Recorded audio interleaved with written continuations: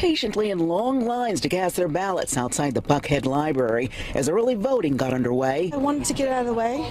Didn't want to have to wait for Election Day. While several polling locations reported little or no wait when polls opened, turnout was heavy Tuesday morning. I feel like this is probably the most important election of my lifetime, of our lifetimes collectively. Georgia was on track for a record-breaking day. At 10:29 a.m. this morning, we already had 71,054 people vote early today. Georgia Secretary.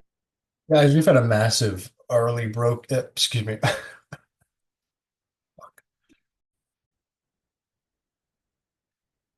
Fuck me, what the fuck is going on?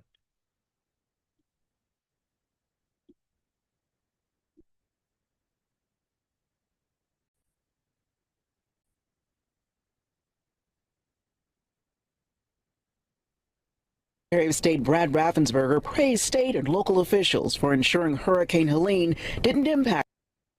Guys, something absolutely stunning happening in Georgia. We have records being shattered, absolutely devastated, as the early votes are being cast and the election is getting underway. So typically, basically, we've had roughly 252,000 ballots cast on Tuesday. Gabe Sterling, famous Gabe Sterling, from the 2020 election, says we had a spectacular turnout. We are running out of adjectives for this. Maybe a bit of a guess, but let's calm down there.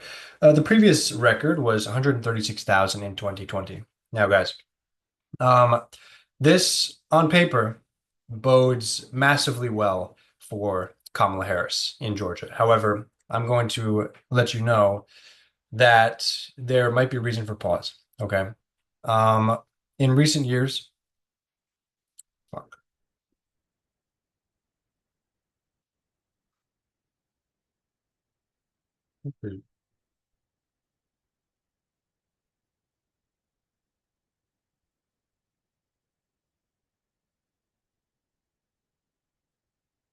the conventional wisdom is that higher turnout means advantage for the Democratic Party.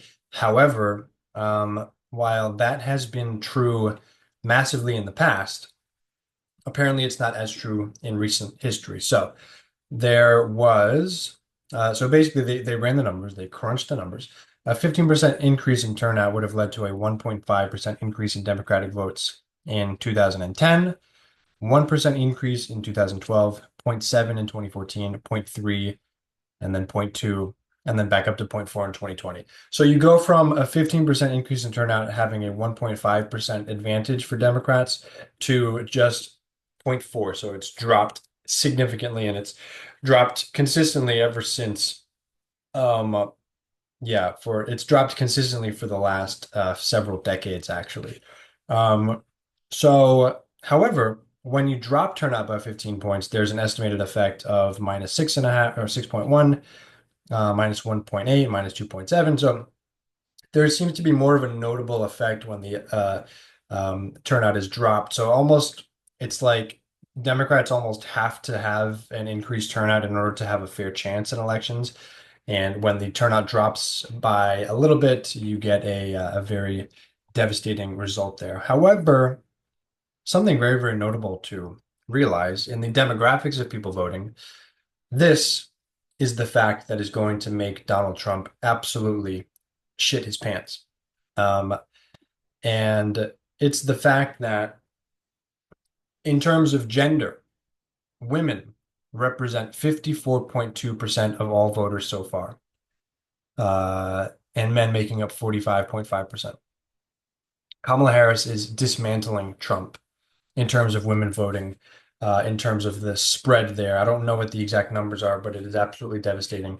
She is outperforming Trump in terms of women more than Trump is outperforming her with regards to men. So if you want to look for something to hold on to, if you're Kamala Harris, that is a pretty stunning result.